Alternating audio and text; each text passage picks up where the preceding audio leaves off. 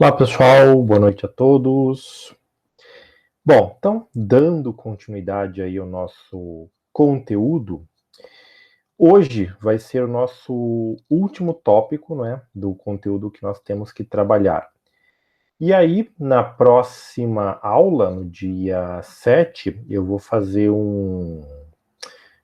vou pegar exercícios dos conteúdos que nós já tratamos, não é? E vou resolver eles para vocês. Então, eu já indiquei alguma coisa lá da parte de magnética. Falta indicar alguns exercícios para vocês praticarem da parte de semicondutores e do conteúdo da parte de luz e desse conteúdo que nós vamos tratar hoje, que é a parte de degradação de materiais, ok? Esse cronograma vai ser seguido, não é? Porque no dia 7 é a nossa última aula, não é? E no dia 14 começam a semana de provas. Então, a nossa prova será no dia 14 de junho, né, como está no calendário. Eu vou elaborar uma prova muito parecida com a do primeiro bimestre, com 4 questões de múltipla escolha, né, sendo uma delas verdadeira e as demais falsas, e 2 questões de resolução como problema matemático, certo?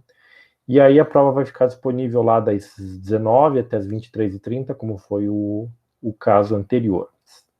E também, entre hoje e amanhã, eu devo também publicar ali nos tópicos os exercícios, não é, que vão estar relacionados à composição de nota, né, vai estar indicada essa tarefa. E aí vocês têm até o dia 21, estou pensando em colocar 21 ou até 28 de junho para que vocês possam entregar, certo? Lembrando que essa composição de nota são 4 pontos, né? Porque a prova vale 6 pontos. Então, só deixa eu compartilhar aqui com vocês o material que já está lá no AVA, né? E deve estar aparecendo para vocês aí já já.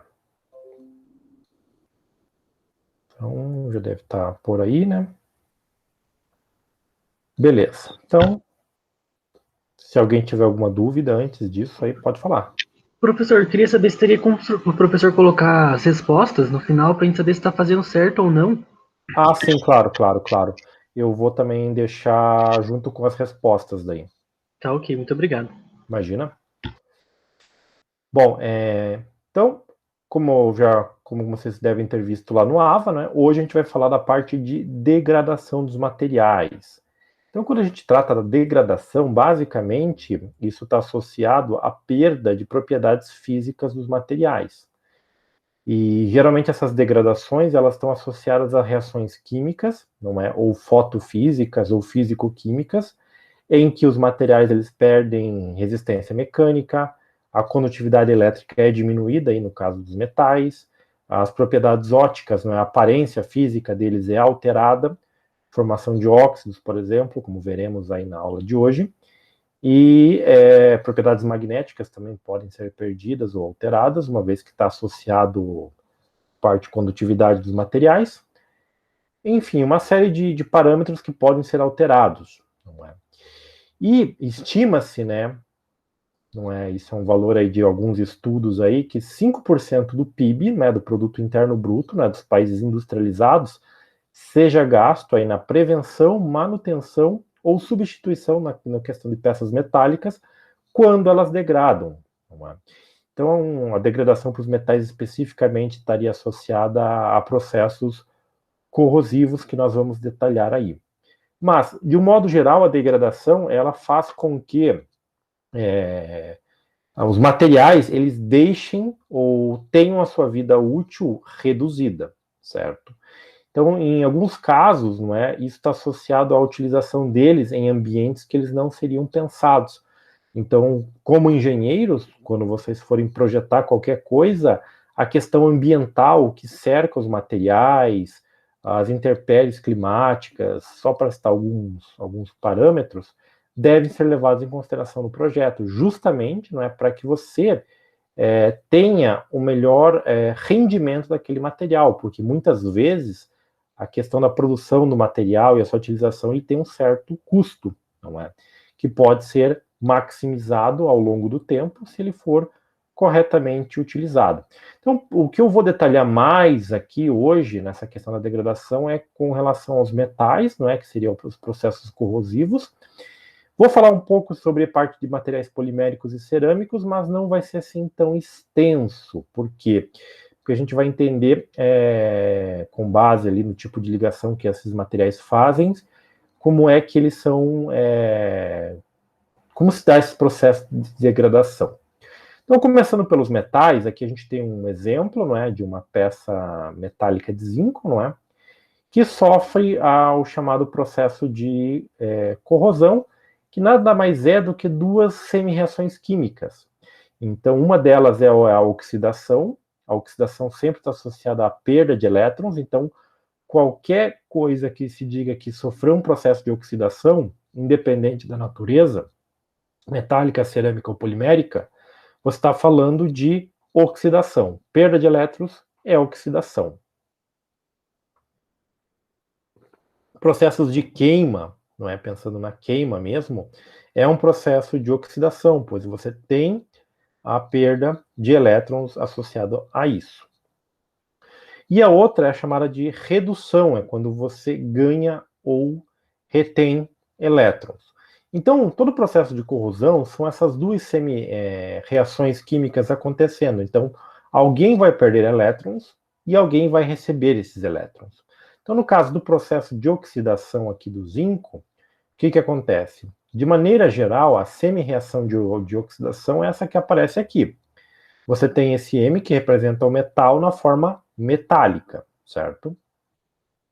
E quando esse metal perde lá N elétrons da sua última camada, a camada de valência, esses elétrons que ele perdeu vão para o meio, vão para algum lugar. E aí ele fica com uma carga elétrica positiva, como aparece aqui, certo? Então, se a gente lembrar lá no começo do ano, que a gente viu a questão da tabela periódica, da distribuição de Linus Pauling, os átomos metálicos podem perder até 3 elétrons da camada de valência. E aí eles ganham carga mais 1, mais 2 ou mais 3, criando assim os chamados íons, que nesse caso seriam os cátions positivos, não é? O íon positivo que é o cátion, certo? Então aqui percebam que você tem os elétrons, eles na verdade eles não vão para o meio, né? Você tem a formação do íon metálico, zinco 2+, que vai para o meio. E os elétrons, eles caminham aqui no interior do material e começam a interagir com esses íons H+. Os íons H+, são íons de hidrogênio, não é? Então, são parte da molécula de oxigênio, de hidrogênio, que muitas vezes está dissolvido aí em meios aquosos. Então, aqui a gente está pensando primeiro no meio líquido sobre um metal, por exemplo, não é? E tem dissolvido ali esses íons de hidrogênio. E aí, quando esses elétrons partem para cá, você forma esses átomos de hidrogênio, certo? Que tem um próton e um elétron. E aí, quando você combina dois átomos de hidrogênio, estabilizado aqui com os elétrons, você forma as moléculas do gás H2, não é? Que é o gás hidrogênio. Então, em alguns processos chamados de processos eletroquímicos, quando você faz esses processos para alterar quimicamente ou oxidar de maneira intencional a superfície de um metal, você vê uma série de pequenas bolhas subindo da superfície do metal. Então isso aqui está associado ao quê? Ao processo de formação do gás hidrogênio, certo? Em alguns casos você usa isso para acumular e fabricar o gás hidrogênio, não é? Só um comentário aqui, não é? Durante algum tempo aí as pessoas que queriam fabricar o chamado carro movido a hidrogênio, em que você usa esse processo aqui, né, químico de oxidação, com uma fonte aí que vai produzir bastante gás hidrogênio, e você canalizaria esse gás hidrogênio lá para a admissão do seu carro para usar na queima do combustível. Só que o gasto energético que você tem para a bateria do carro, né, que é a fonte elétrica, para fazer com que a reação eletroquímica aconteça, ele zera o processo. Então, o gasto, a energia que você coloca através da bateria para produzir o gás para que ele vá lá para o motor, equilibra-se. Então, você sai no 0 a 0. Então, você não tem um processo energeticamente falando mais eficiente. Claro, Se você pudesse armazenar grandes quantidades desse gás aqui para que você pudesse usar ele como combustível, sim, você diminuiria a poluição e teria aqui um sistema energético mais eficiente. Mas, no momento, armazenar esse gás, por ele ter uma molécula muito pequena, é mais complicado, ok? Bom, então aqui está ilustrando esse processo de oxidação, né, do zinco para você produzir o gás hidrogênio. E aí, esses íons metálicos que nós temos aqui do zinco, eles podem reagir com outras espécies carregadas quimicamente, formar compostos, certo? Bom, aqui a primeira semi-reação que eu falei para vocês, a oxidação. Aqui embaixo a gente tem a outra semi-reação que é chamada de redução. Então, se você tem um íon metálico com carga valência positiva, né, N+, e aí você junta isso com uma certa quantidade de elétrons para neutralizá-lo, você vai formar um átomo metálico, certo? Então, o processo de oxidação e redução é o que você utiliza para extrair aí dos minérios da natureza os metais, não é? Então, eles estão em várias formas de compostos na natureza, e aí você usa processos físico-químicos, que são reações de oxidação e redução, para que você transforme um minério, né, um composto aí mineral, em metais, você separar os metais e aí ter os metais na sua forma pura.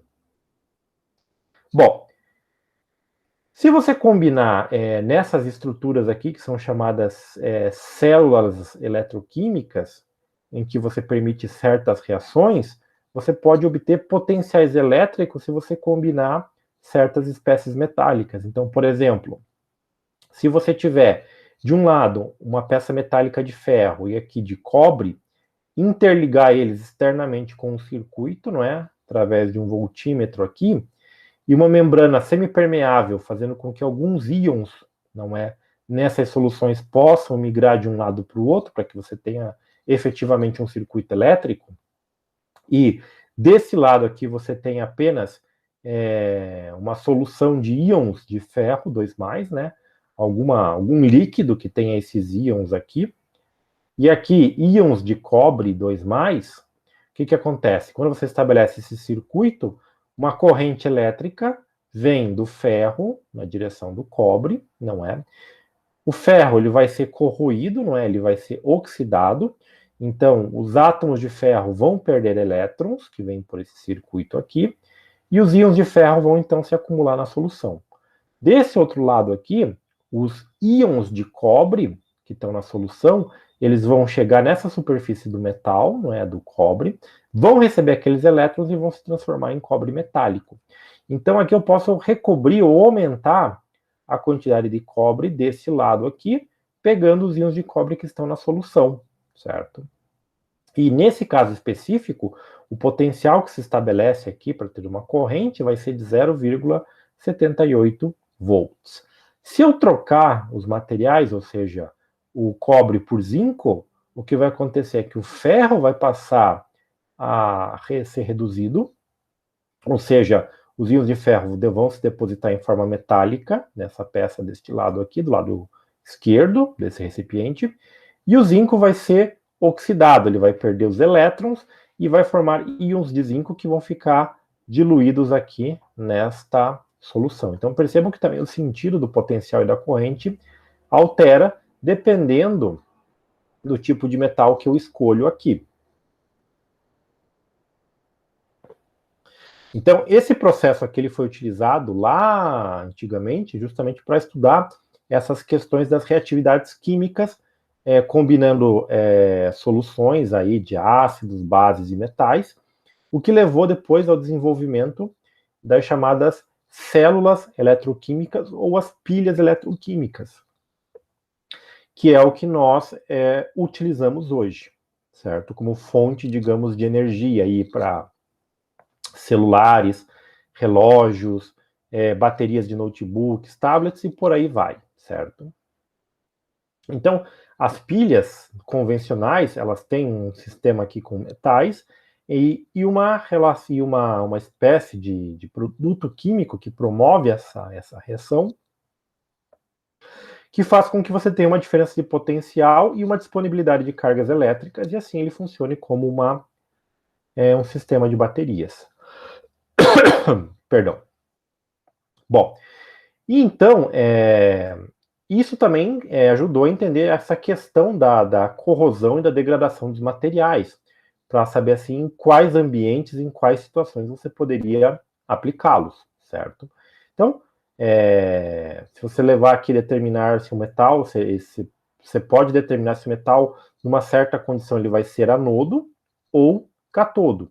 Então, anodo ou catodo está associado àquela formação de ânodos e cátodos, ou ânions e cátions. Ânions seriam as cargas negativas e os cátions as positivas. Então, quando o metal tende a ser catodo, ele é mais quimicamente estável, então ele não vai sofrer oxidação, ele não vai sofrer corrosão. Já o anodo é um metal que vai sofrer a corrosão, certo? Esse processo aqui também é utilizado se você tem uma outra espécie metálica, né, no caso diferente do cobre, por exemplo, e eu tivesse aqui, por exemplo, íons de cobre nessa solução, e um outro metal que eu quisesse recobrir com o cobre, mas que em relação ao ferro fizesse justamente esse comportamento, se eu colocasse aqui, os átomos de cobre seriam depositados sobre esse outro metal, e eu formaria uma película metálica aqui, não é?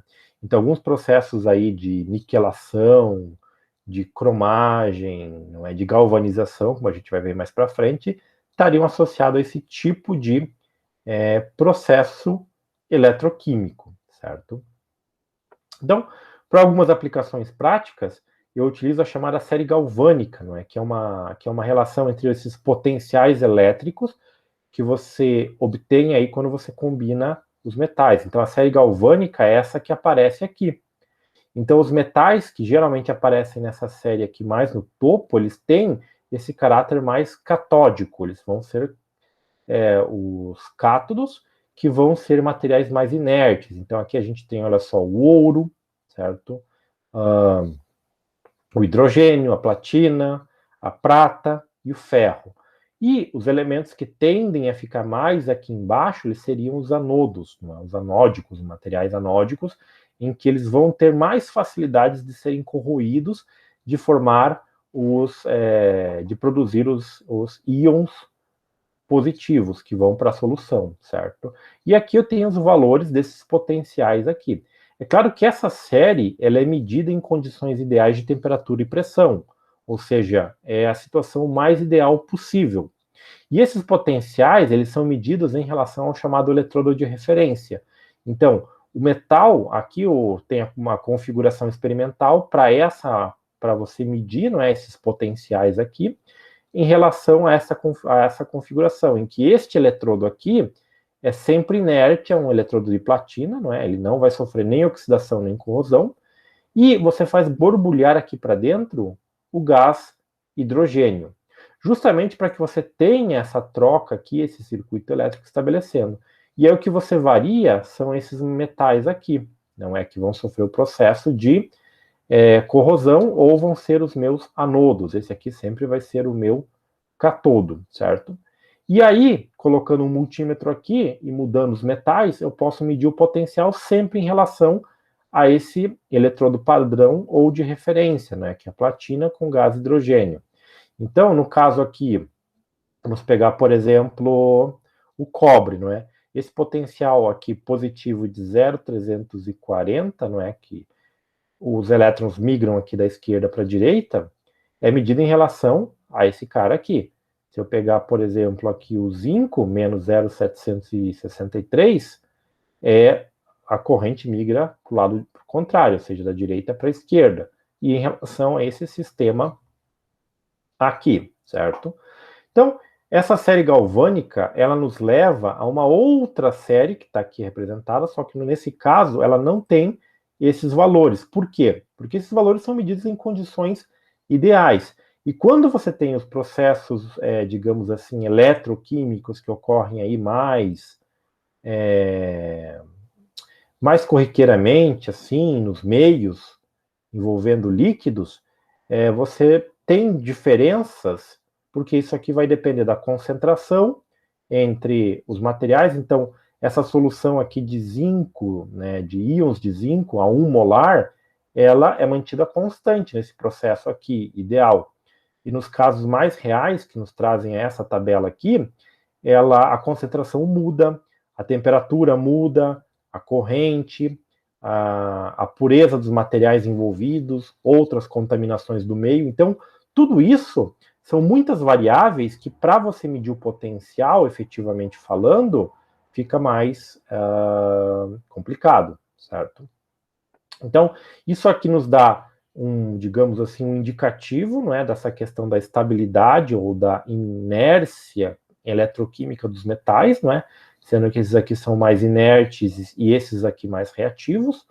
E aí, com base nisso, eu posso criar essa chamada série galvânica. Então, né, aqui para os metais que estão no topo, né, a natureza dá a eles um caráter mais catódico, ou seja, ocorre pouca atividade, já que os metais mais para baixo são os anódicos. Então, a gente pode ver aqui que os que vão dificilmente interagir eletroquimicamente com meio líquido, não é? E por enquanto a gente está tratando só o meio líquido, são a platina, o ouro, a grafita, né? Que é uma configuração do grafite ou carbono, né? O titânio e a prata. Aí depois você tem aqui os aços inoxidáveis, não é? O 316 e o 404, não é? E aí esses números estão associados à composição química deles, né? Vai depender dos elementos que você usa para formar o aço, que além do ferro e do carbono, você coloca outros elementos como o cromo, por exemplo. Isso é claro, né, no caráter passivo deles. Aí tem esse Iconel aqui, não é, que é uma liga de cromo e ferro, né, níquel, cromo e ferro. O níquel, aí esse Monel, que é uma liga de níquel e cobre, ligas à base de cobre e níquel, bronze, daí você vem passando dos mais inativos para os mais ativos. Aí você tem aqui ali os chamados aços inoxidáveis, ali só que no caráter ativo, né? O material de ferro fundido, o material de ferro e aço e as ligas de alumínio e cádmio, zinco, e ali embaixo você tem lá o magnésio e o manganês, certo? Então são elementos aí que eles acabam tendo esse caráter mais ativo, certo? Bom, como eu falei para vocês lá no começo, e também enfatizei hoje, os elementos da tabela periódica, os metais, eles se encontram em formas de compostos. Que compostos são esses? São os óxidos, os hidróxidos, os carbonatos, os silicatos, os sulfetos e os sulfatos, na forma dos minerais, que a gente vê lá em textos aí de mineralogia, por exemplo. E aí, quando você faz os processos de purificação para obter os metais, você promove reações eletroquímicas ou de temperatura ou reações químicas para retirar o metal e formar um sólido metálico. Só que a forma sólido metálico ela tem um excesso de energia, então ele não é, digamos assim, um material energeticamente estável. Nessas formas de compostos que eu listei aqui para vocês, é a forma mais estável desses caras, desses metais. E aí, quando você purifica e tem os metais, eles podem e vão sofrer, de maneira geral, processos de oxidação e redução. Porque eles vão tentar diminuir esse excesso de energia que tem, né? Então, basicamente, é o processo de oxidação. Na tabela periódica, você só tem duas exceções que são encontradas em formas metálicas na natureza, que são o ouro e a platina, não é? Então, nesses garimpos que você muitas vezes aí vê na televisão e tal, o que eles estão fazendo é usando jatos de água de alta pressão para lavar o solo, lavar as pedras e, através de sistemas de peneira e filtros, eles retêm as partículas metálicas, não é? Que são partículas de ouro, e juntam tudo isso como se fosse uma espécie de um pó. E aí você aquece isso, não é? Para fundir esse material e formar lá os lingotes e as barras de ouro, certo? Então, ouro e platina são os elementos que estão em forma metálica na natureza. E pelas suas características, eles não são poluentes. Diferente de todos os outros metais que você extrai, não é? E depois acaba indo para a natureza, eles se configuram como materiais altamente poluentes. Aí você tem exemplo do estanho, o chumbo, muito usado em baterias, o cobre metálico nas fiações, o titânio, em certas aplicações aí mais nobres, ok? Então, essas reações eletroquímicas, elas não são únicas e que levam, né, à oxidação dos metais. Então, essa reação ela pode ocorrer aí no chamado processo a seco, não é? Ou apenas na presença da atmosfera. Então, até então a gente estava falando ali do processos de oxidação e corrosão dos metais, pensando sempre num eletrólito, num líquido. Então, se eu pegar qualquer metal e colocar no meio aquoso, por exemplo, água, né, deixar um pedaço de ferro exposto a um ambiente rico em água, ele vai sofrer o processo de oxidação, que vai formar o seu óxido de ferro, né, que é a ferrugem. E esse processo, ele vai ocorrendo lá, naturalmente, né, ele vai ocorrendo. Isso porque na água, muitas vezes, você tem os íons, não de hidrogênio, como representado aqui, mas íons de oxigênio dissolvidos na água. E o oxigênio ele tem uma afinidade grande por elétrons, que estão disponíveis aqui nessa questão do metal. E aí, esses íons oxigênio, ou até mesmo presentes no ar atmosférico, eles interagem com os metais. Então, perceba, se você pegar qualquer metal que tem aí uma coloração prateada, você usar algumas lixas para limpar a superfície dele, você pode chegar ao ponto de deixar ele com uma superfície brilhante, quase como se fosse um espelho. Não é? Isso porque você removeu todas as impurezas e óxidos superficiais. Se você deixar essa superfície bem lixada, bem polida, exposta no ambiente, aí por alguns dias você vai perceber que ela deixa de ser brilhante para ficar um cinza mais, não tão prateado, mas um cinza mais escurecido, sem brilho. Então isso caracteriza a formação de um óxido em que você tem alteração da interação da luz com o material, e aí você muda a sua propriedade de aparência, por exemplo. Alguns óxidos, por exemplo, superficiais, eles dão proteção aos metais. Então o material começa a oxidar, ele forma uma camada protetiva, não é? Que é a chamada camada passivante, e aí o material abaixo dessa camada, ele não oxida mais. Então isso é muito comum em metais como o alumínio, o titânio, que também são conhecidos como chamados metais válvulas, que eles criam uma camada de óxido muito fina, certo? Que tende a não migrar mais para o interior do material. Então, esse processo da formação do óxido, ele pode seguir dois tipos de reações, como está mostrado aqui. Então, você tem aqui o metal mais o meio de H2, né, que é um átomo de oxigênio, né? Então, aqui a molécula de oxigênio tem dois átomos. Quando você pega metade disso, você tem um átomo de oxigênio que vai reagir com esse cara aqui, formando esse cara aqui. Então, isso aqui é chamado para as reações divalentes, não é? Onde você pode combinar a valência. Então, se isso aqui for um material de valência 2+, por exemplo, cada átomo de oxigênio vai estar associado a um desses dois elétrons que vem aqui do 2+, certo?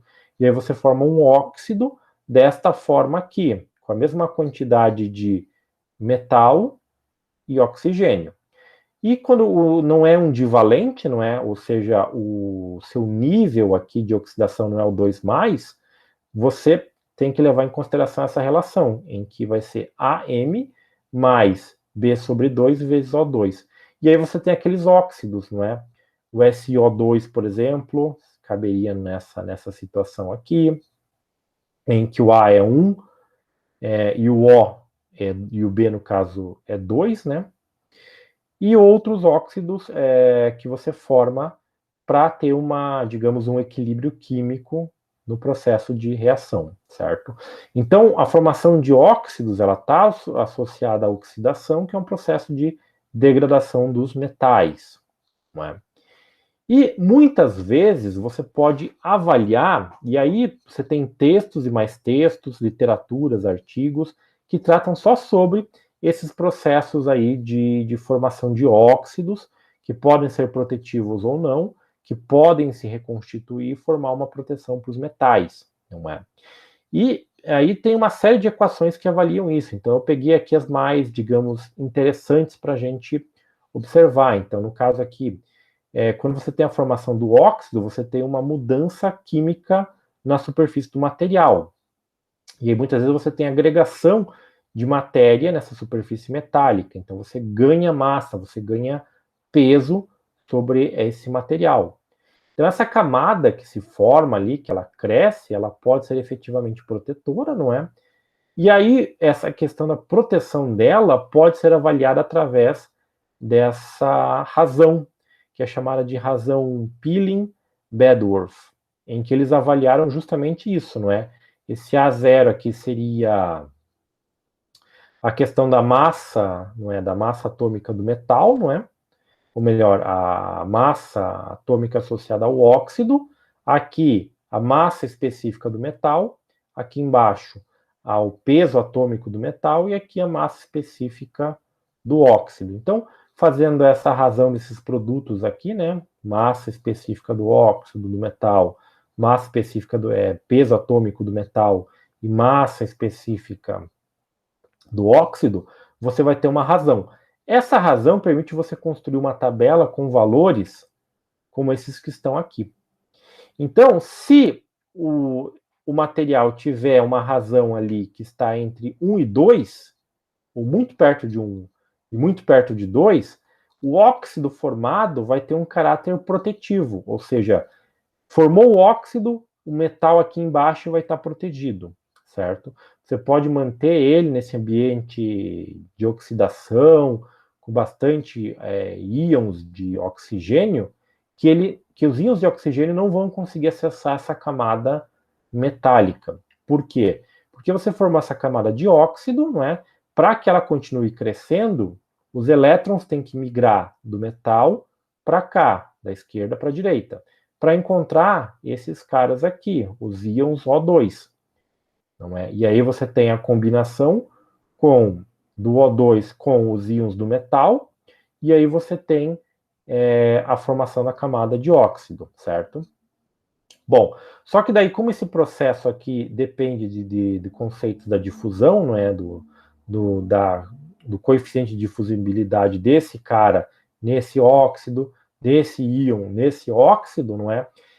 Dependendo do material que você tem aqui, esses coeficientes são muito pequenos, o processo é muito lento. E aí o que vai acontecer? Essa camada, mesmo fina, ela funciona como uma espécie de proteção, certo? Então, olha só, aqui tem alguns valores para os metais, né, de sério, alumínio, chumbo, não é? E aí, quanto mais perto você tiver ali entre 1 e 2, mais protetor é o óxido formado. Então, olha só, o óxido de sério é uma camada efetivamente protetora. Por quê? Porque ele dá 1,16.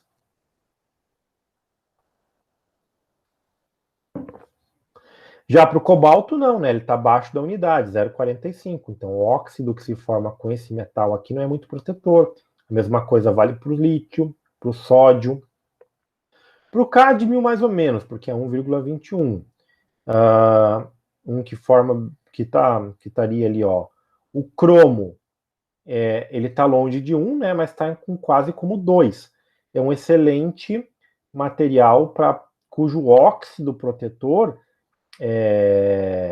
ajuda a evitar o processo de corrosão das camadas mais internas do cromo. Tanto é que o cromo é usado ali como elemento de liga no aço inoxidável, justamente por causa deste cara aqui, certo?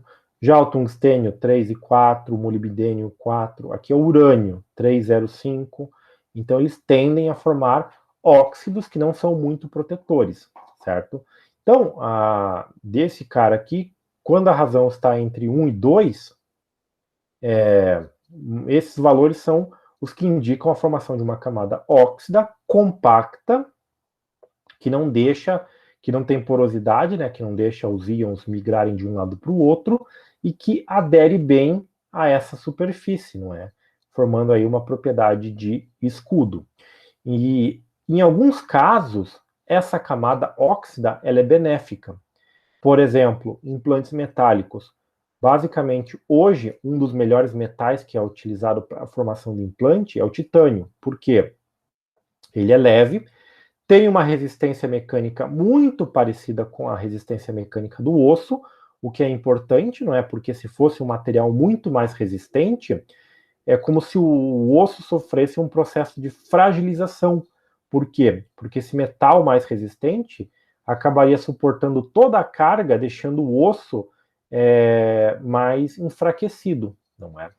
E no caso, o óxido de titânio, ele tem uma boa afinidade química com os componentes que existem dentro do nosso corpo.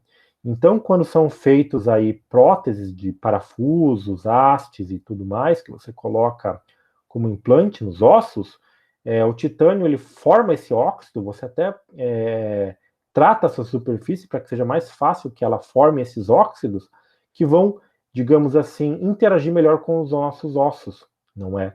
E formar, assim, uma espécie de prótese com melhor aceitação pelo nosso corpo, certo? Claro que, em alguns casos aí, se usam metais mais baratos justamente por causa do custo, né? A questão do titânio, ele é um pouco mais caro por ser um material mais nobre, mas é um material, digamos assim, que tem uma excelente aceitação ou biocompatibilidade, certo? Bom, então, outra questão que a gente avalia é a chamada taxa de avanço da reação, ou seja, como ela se dá, não é, como ela pode ser dada em termos do ganho de massa, ou seja, do crescimento do óxido em relação à área que você está ocasionando. Então, se o material ele está nessa razão entre 1 e 2, a taxa de crescimento vai ser mais lenta, não vai ser um crescimento assim tão favorecido no caso do óxido. Perdão. E aí você tem equações matemáticas que descrevem essa taxa do crescimento, não é?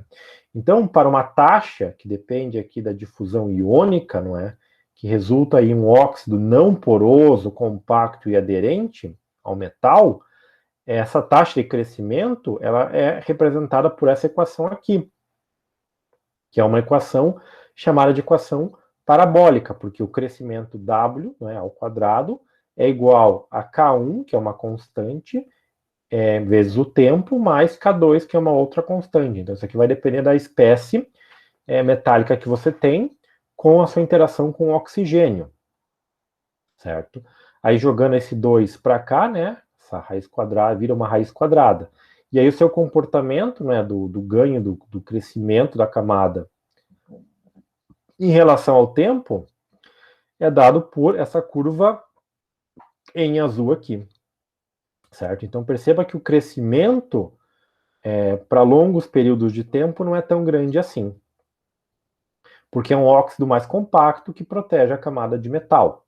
Então, em alguns casos, por exemplo, você anodiza o alumínio, né, com o alumínio que é usado em esquadrias de alumínio lá na praia, por exemplo, para proteger da questão da chamada intempérie marítima, não é? Porque lá você tem uma umidade com muito sal, que é um material, não é? Os íons de sódio e cloro, eles são extremamente reativos quimicamente, e aí eles atacam as questões dos metais lá presentes. Então, a chamada anodização do alumínio é um exemplo disso, não é?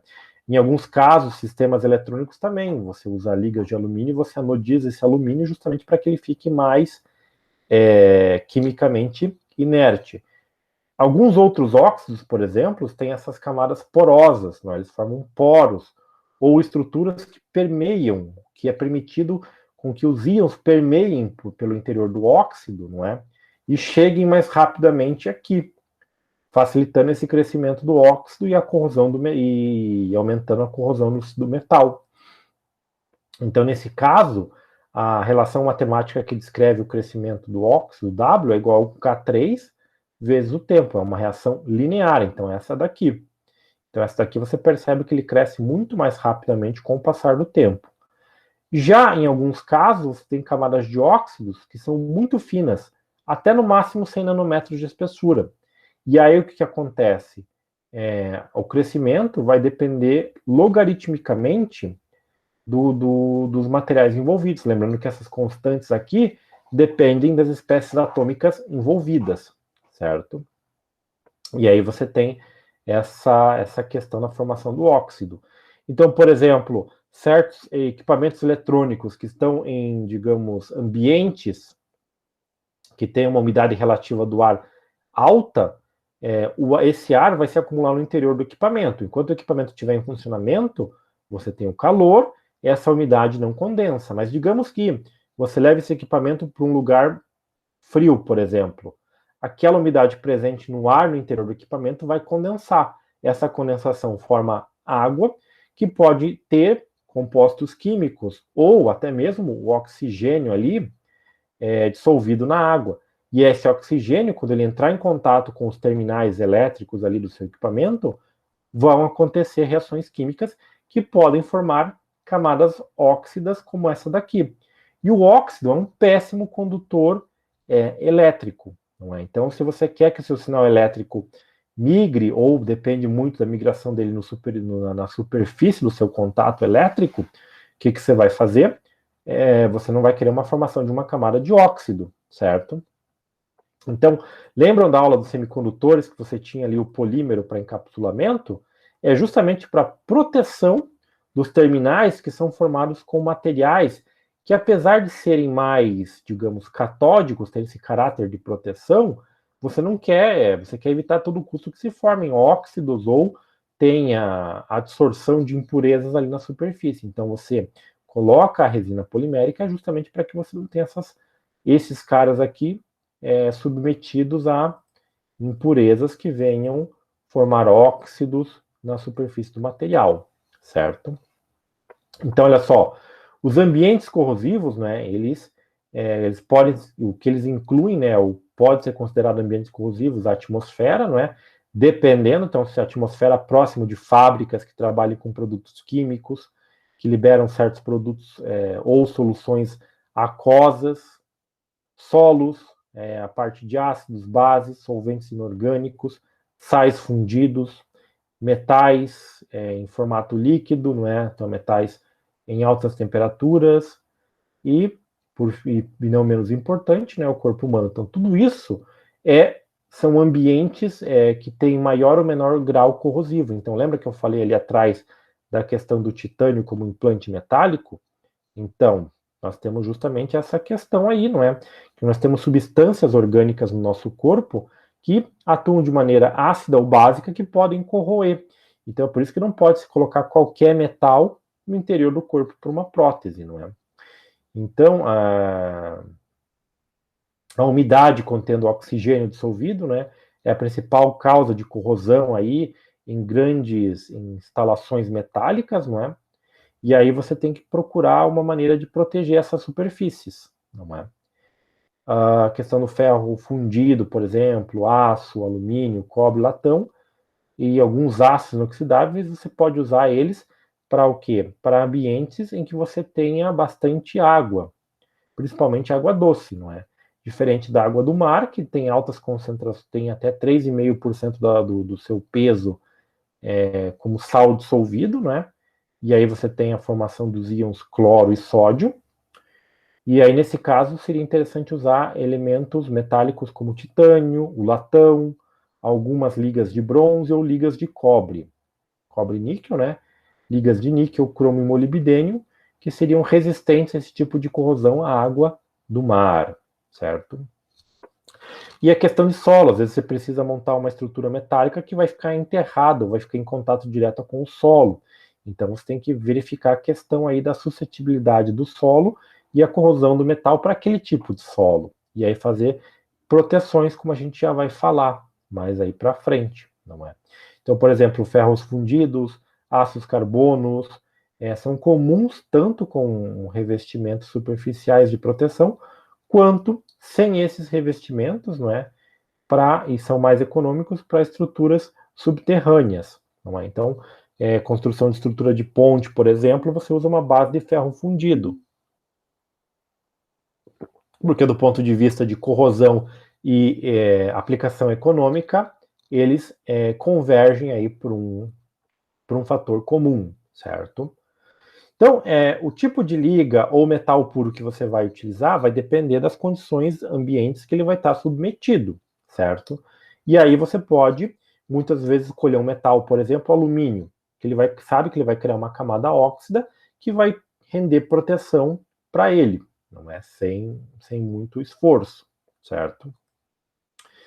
Bom, falando um pouco dos tipos de proteção. Então, quando a gente fala de proteção, seria uma espécie de revestimento, que seria um tipo de proteção passiva, ou seja, você coloca uma camada de uma tinta, que é um material polimérico, ou ainda forma um óxido cerâmico, ou um cerâmico sobre o metal, que você tem uma espécie de proteção química, não é?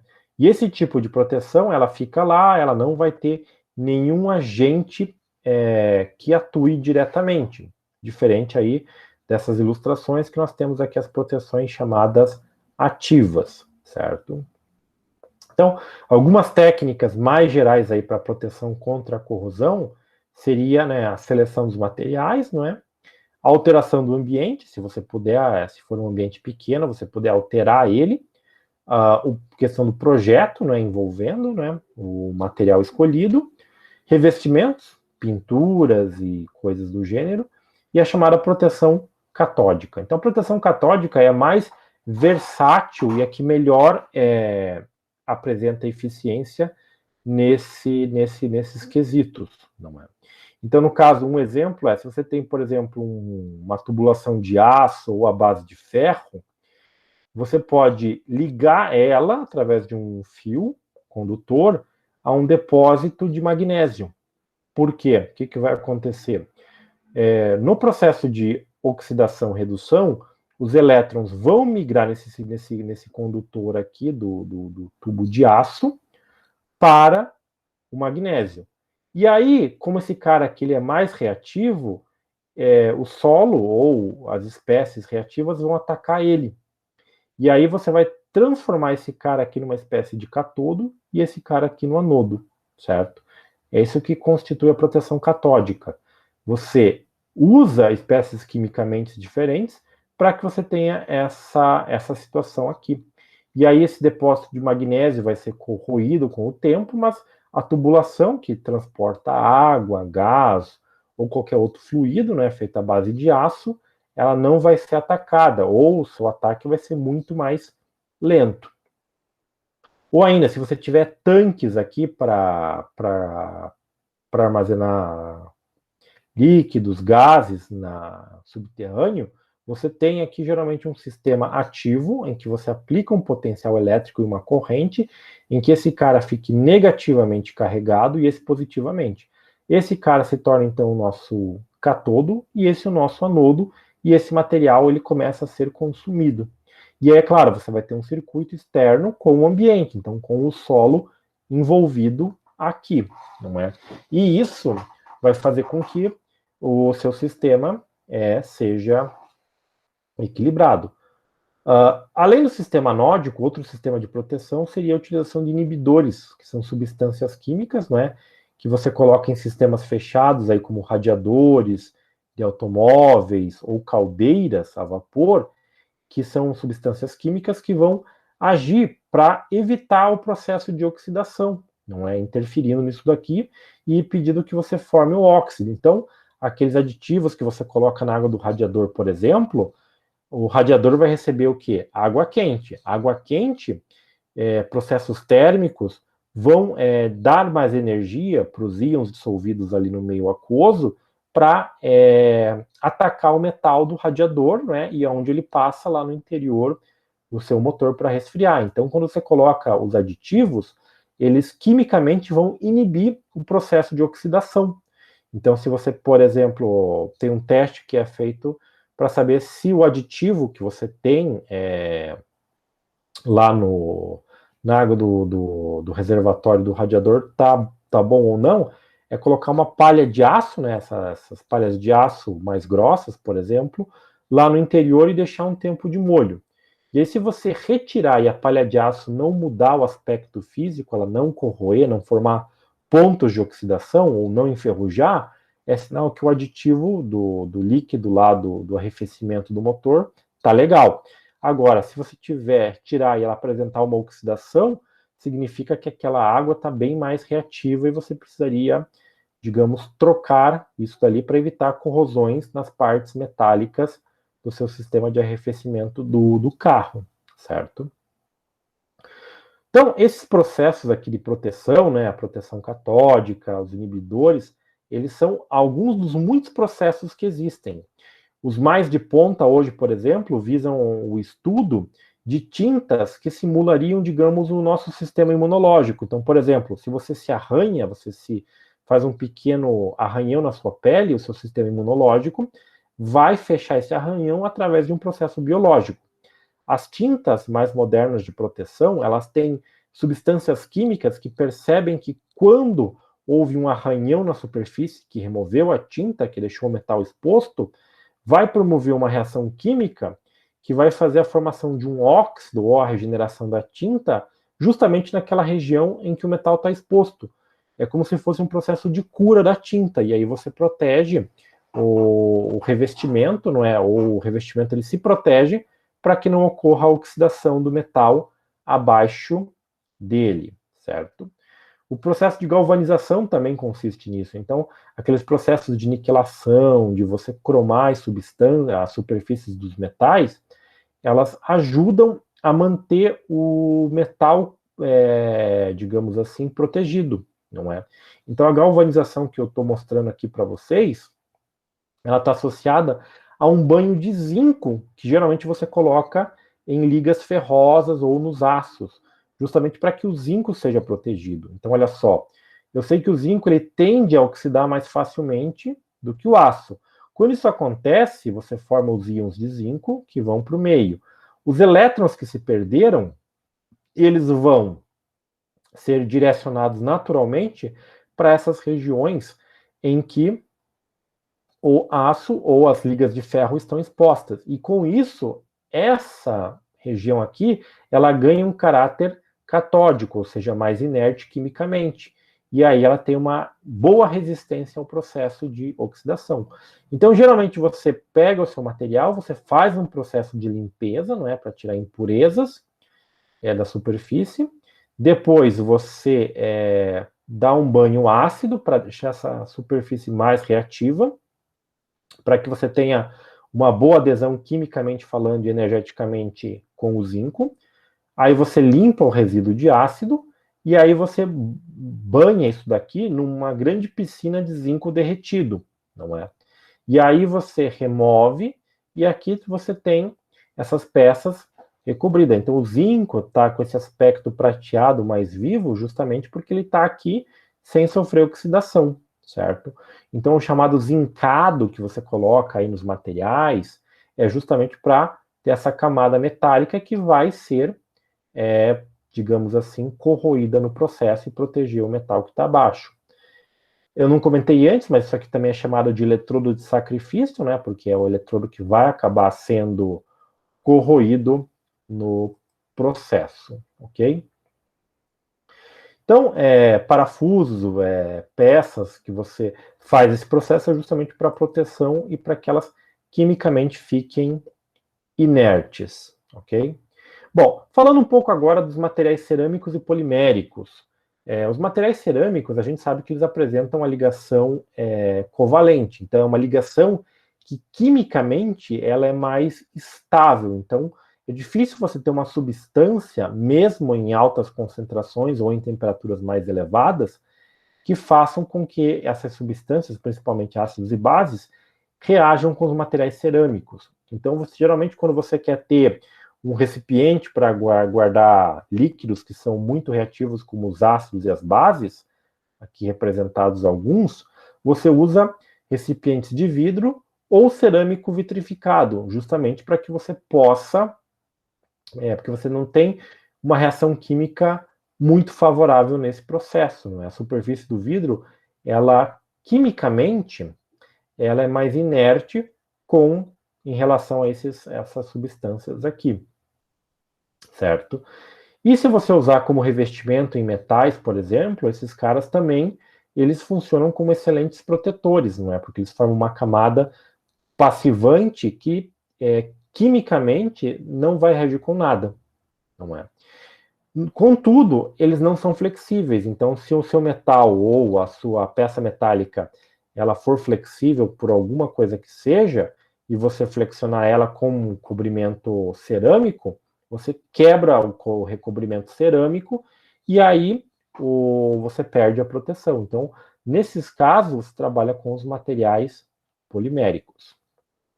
Então, praticamente os materiais cerâmicos, eles não oxidam, só vão oxidar em temperaturas, ou melhor, em condições extremas, em que você envolve temperaturas muito altas e concentrações muito altas. O único ácido que ataca os materiais cerâmicos, principalmente vitrificados, é o ácido fluorídrico, não é? É um ácido que, diferente do HCl, você tem átomos de flúor com o hidrogênio. Esse é o único ácido que você tem que guardar em recipientes plásticos, porque ele consegue atacar o vidro a ponto de corroê-lo, certo? Ele é utilizado aí para gravação em vidros, então, por exemplo, se você quer gravar qualquer coisa no vidro, geralmente você faz uma máscara, né, expondo a parte do vidro que você quer gravar, e aí você aplica geralmente um gel que tem uma concentração muito baixa desse ácido fluorídrico, e aí esse ácido fluorídrico no gel vai atacar o vidro e vai deixar uma marca ali, né, uma espécie de uma marca mais rugosa ou mais esbranquiçada na superfície do vidro. Então, muitas vezes, o processo de gravação do chassi do carro nos vidros do carro se dá por uma técnica como essa daí, certo? Que é um processo relativamente simples. Bom, então, os cerâmicos, geralmente, eles não vão ter, assim, tanta reatividade, diferente dos materiais poliméricos, que eles, digamos assim, eles não oxidam, mas eles sofrem degradação. Então, a oxidação ela é principalmente voltada para os materiais metálicos, não é? E pensando na questão que eles têm aqueles elétrons, eles têm ligação metálica e disponibilidade de elétrons. No caso da ligação dos materiais cerâmicos e poliméricos, que fazem ligações iônicas e covalente, respectivamente, eles não têm disponibilidade de elétrons. Então, quando você tem a chamada degradação dos poliméricos, você tem basicamente processos físico-químicos que vão estar atuando nas cadeias poliméricas ou nos compostos químicos presentes nos polímeros. E aí, de certa forma, você tem os chamados processos ali de deterioração, que são o inchamento, não é, do material. O material ele estufa, ele incha, perdendo assim parte das suas propriedades de isolamento, de pedir que um líquido entre em contato, por exemplo, com o metal, das suas propriedades mecânicas, não é? Ele fica mais frágil, ele pode ser deformado muito mais facilmente.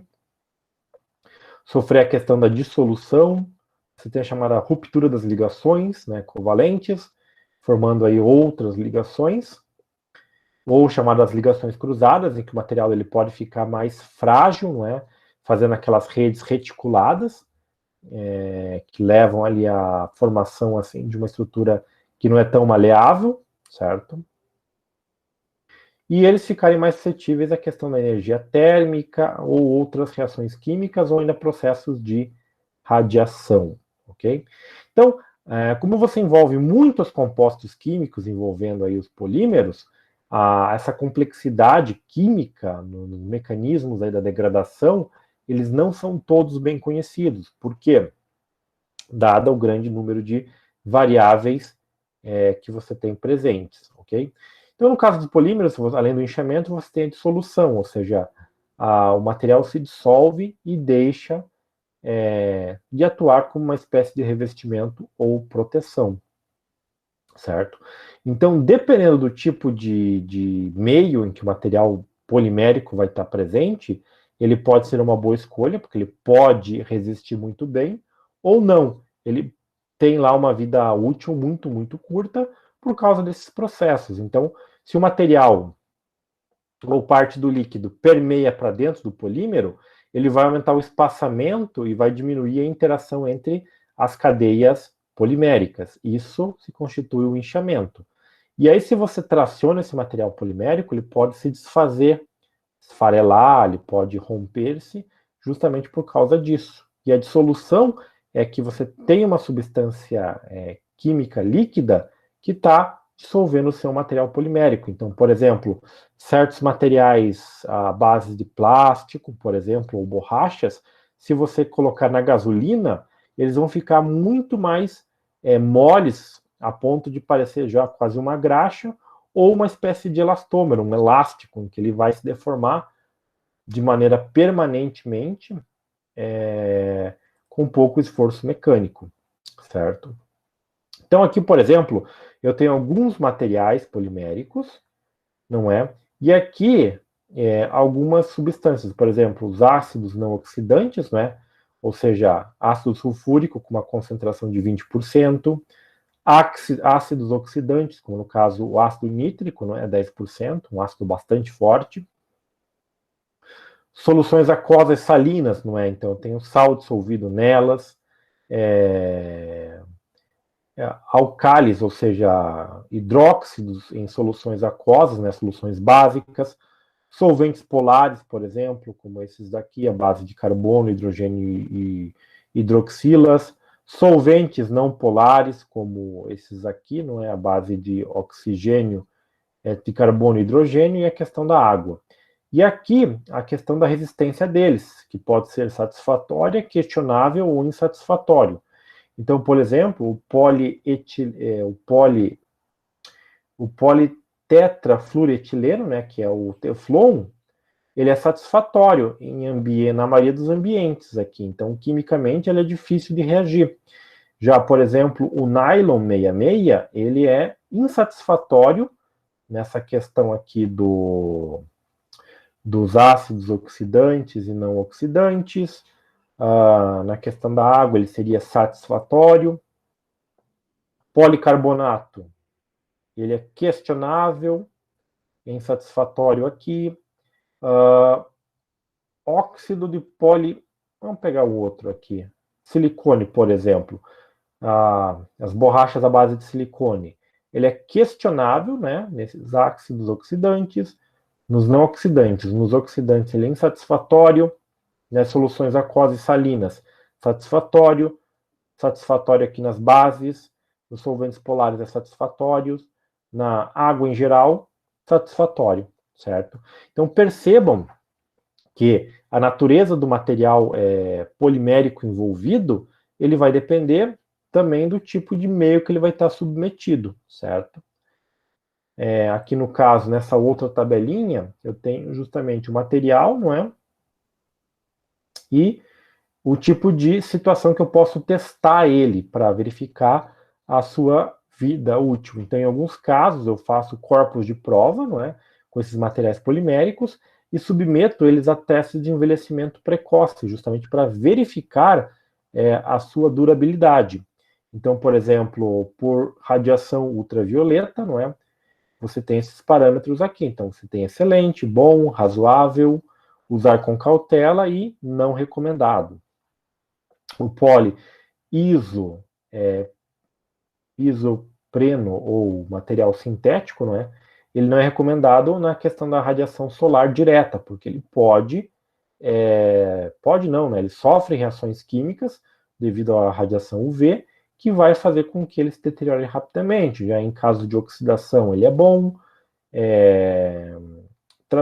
Trincamento pelo ozônio, né, na presença do gás ozônio, não é recomendado. Na questão aí de materiais básicos, diluídos ou concentrados, ele tem critérios aqui de razoável bom, ou razoável bom também, ácidos diluídos ou concentrados. Então, são testes, não é? Então, isso aqui resume alguns ensaios, justamente para os materiais poliméricos, que sofrem essas reações químicas ou físico-químicas, dependendo do meio. Então, se você, por exemplo, quer guardar um ácido forte, uma base forte, você vai escolher um material polimérico que vai sofrer uma reação química em menor escala ou em menor proporção com o meio que você vai utilizar, no caso, armazenar ali o material, certo? Então, o que eu queria trazer para vocês nessa aula aqui é justamente isso, né? Essa questão aí da degradação dos materiais. Eu foquei muito mais nos materiais metálicos, porque isso é uma área de bastante interesse, principalmente para o curso aí da engenharia elétrica como um todo, não é? E aí, se vocês tiverem qualquer dúvida aí, agora estou à disposição de vocês.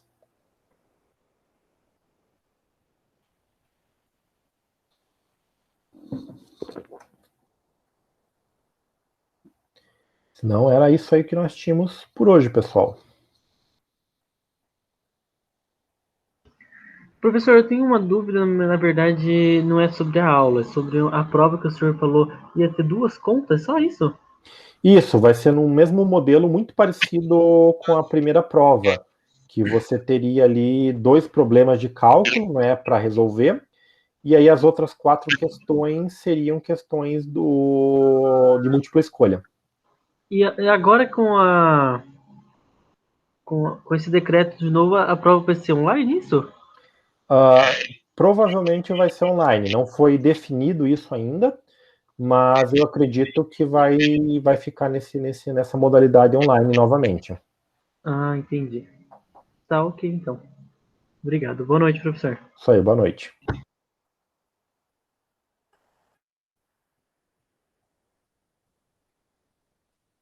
Falou, professor. Um abraço. Isso aí, Até semana que vem. até semana que vem, boa noite. Boa noite.